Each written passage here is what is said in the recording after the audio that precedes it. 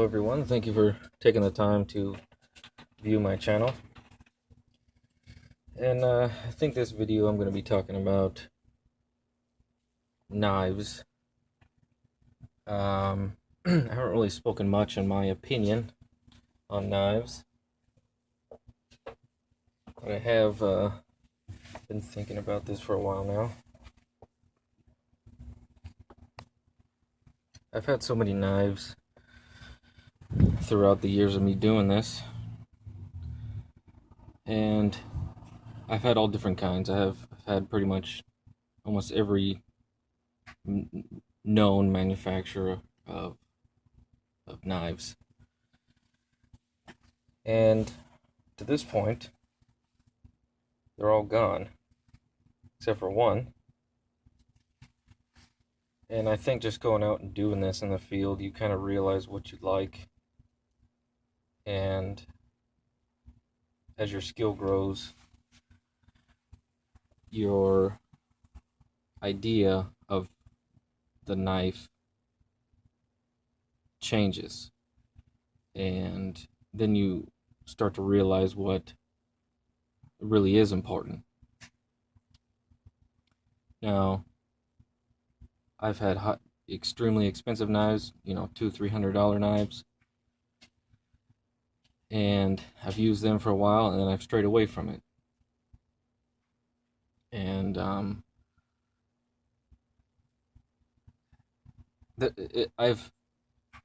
there's only one knife that I've had for the entire time I've been doing this, and it's never let me down. It's never failed me. It's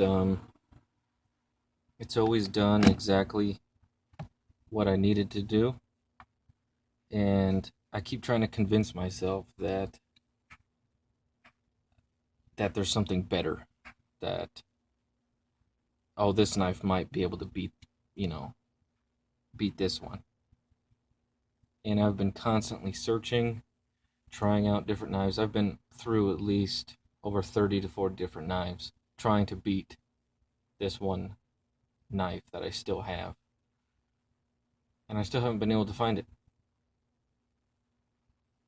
And I've pretty much come to the conclusion now that I don't need any other knife. I've had it the whole time, and I've just been trying to convince myself that there's something better. Maybe there is. Maybe I might find one that's better. But over the years and going through all these knives, still haven't found one. There's always something that I found that I didn't like. It hurt my hand, it cramped up my wrist, or it didn't carve right the way I liked it. It didn't do this and do that, and yada yada yada. And I go back to the Mora. It does everything I needed to do. So I'm pretty much coming to a complete conclusion that that's how I'm rolling now. I'm just gonna be rolling with the Mora.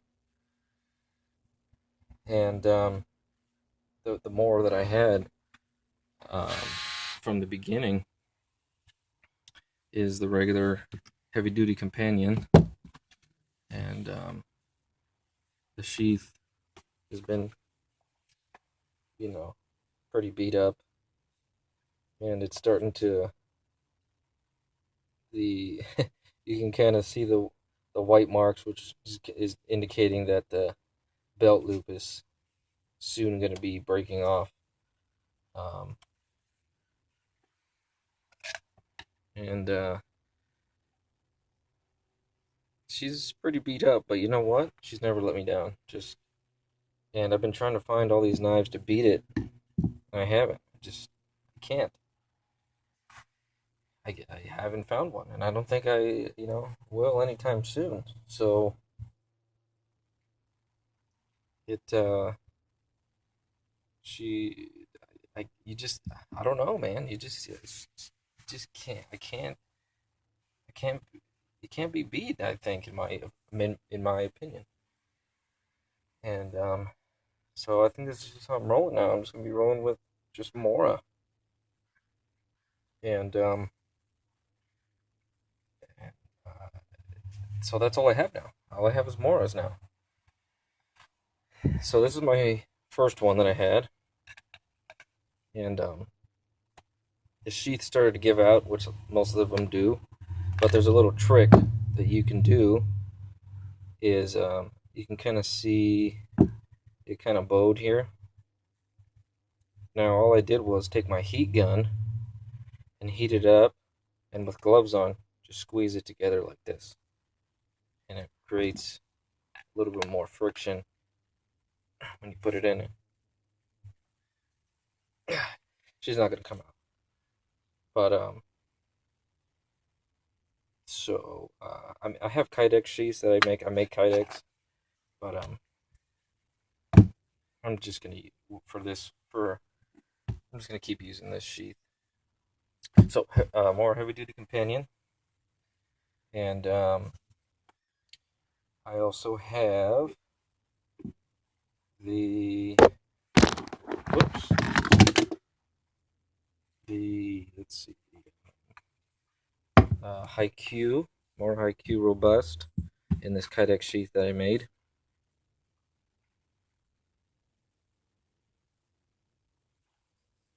And these are completely identical knives, just different color. Except you can kind of see that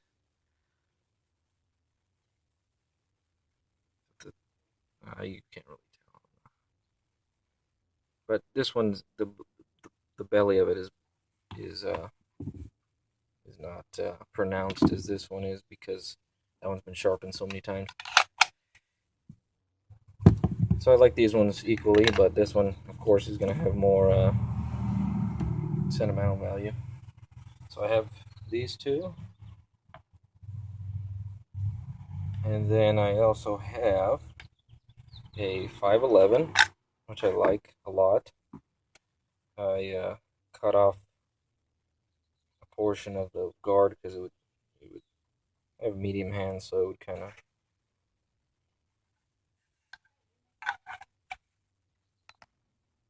dig it into my finger right here. So I took that off. So I really like this one.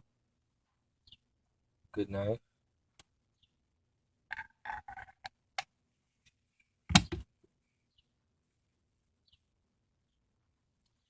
And then I have, like you've seen in the beginning, the IQ standard. Haven't used this one much. Really nice knife. Love the handle on it. Just so light.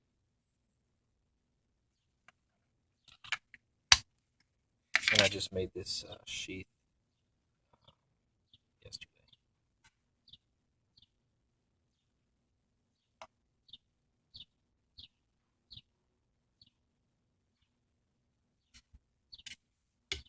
So, you know what? The retention is a little too tight on this one.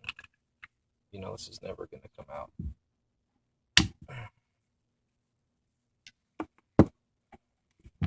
And then last one. I just got this one a couple days ago. Haven't played around much with it yet. Is the regular companion. It's thinner than the heavy duty companion. Same blade length and everything. It's really nice too. The IQ standard is just a little bit shorter blade length. As you can see, it's not as wide. So we'll see which one I prefer, but all of them I don't want really any problems with. So those are all the ones I have. And yeah, I just this is how I'm gonna be using going in use it as much as I can, in the kitchen and just basic camping with the family, whatever, and always keep one in my car. And this is how I'm rolling. And so what I'm about to say is going to bring up controversy because it always does. Is I don't baton. I have lots in the past. Um, the only time I do baton is when I'm, uh, making something like a spoon, or where I need to make, a very precise, cut. And it's just it's light, batoning is nothing crazy or anything. So it's just when I'm making something, or bow drill set, whatever. That's the only time I baton. And there people are gonna say, you need to be able to, if it's raining and everything is wet, you don't have tinder and all these things, you need to baton to get into the center of the dry wood, blah blah blah, and all this kind of stuff. And to be honest with you, they say, those types of things. You need to get in the center of the wood so it's drier. Yes, of course, but so that you can make kindling and blah blah blah. But I see people,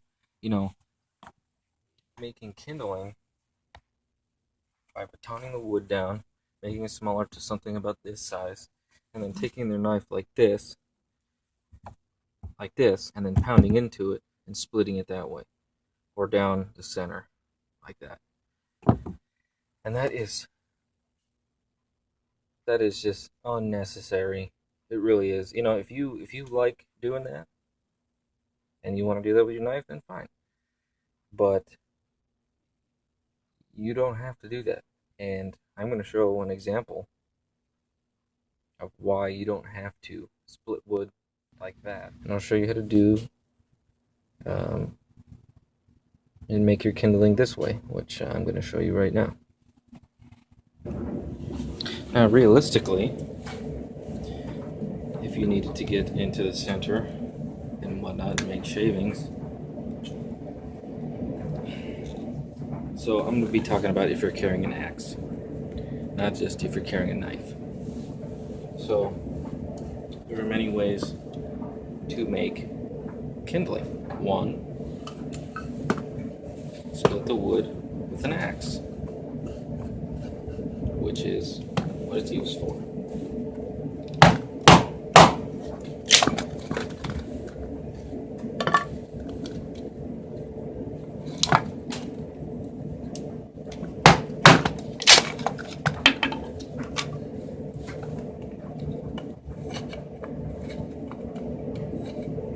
This is, the way you should do it.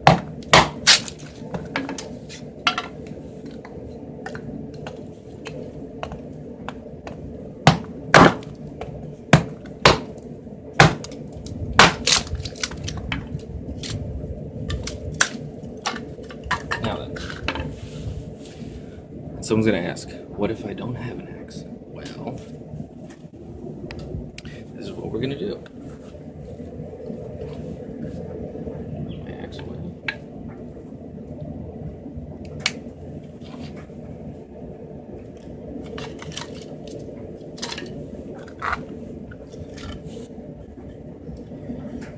Let's see here. Let's get a better example.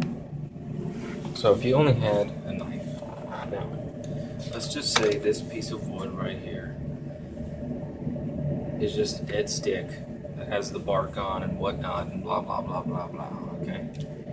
And everything is wet and you need to do it inside. You need to get to the inside. Now,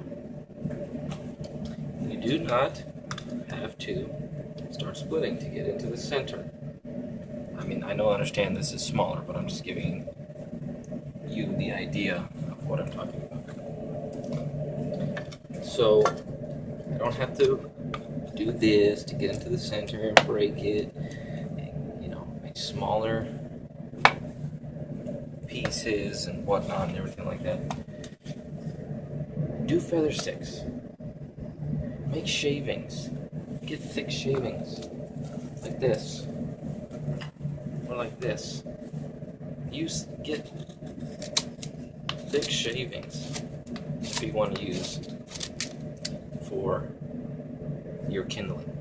Make like 10, 12 of these. Just the thick ones.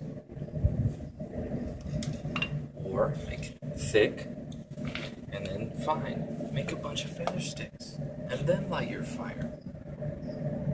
You don't have to baton. You don't. You do not have to. And Morse Kahansky gives a really good example of, he goes up to the dead standing tree with his back over his work like this against the tree, and he starts shaving the wood, and he makes curls in his shavings, and then once he has his curls, he lights them either with a ferro rod on the tree, or he could use a match. And if you have a stick bundle, and you can light it that way. But again, if it's wet outside, you make feather sticks. You do not have to baton your knife. You just don't unnecessary. Now I'm guilty of this too. You know, of doing batoning before the past. I realized you don't need to. Make a bunch of these and light them, and then throw your wood on. You know, you don't have to. Now, if you make them thicker, obviously they're not just going to go into a huge flame. If you make thick ones, thick feathers like that. See? So you can make a bunch of thick ones, and then make your fine ones. And light them. You don't have to baton. No. I think that's done with my rant. And I'm sure someone's going to say, well, what if this, and what if you had to? And you run a survival situation. Again, I still don't see why you need to. I just don't. I don't see why you need to baton. I don't believe in the one tool option. That's why they have other tools. That's what they're for. I used to think in the one tool option view. I don't anymore. And even if I was in a survival situation and all I had was my knife, the last thing I would do is baton that knife. That would be the last thing I would do. So,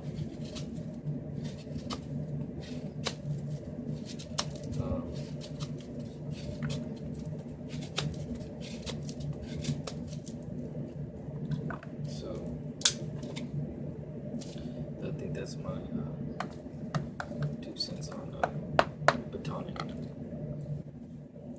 Our main topic, instead of off of that rant.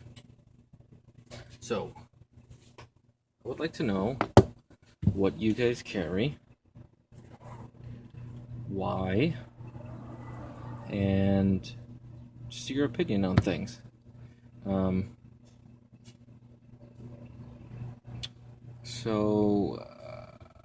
Yeah.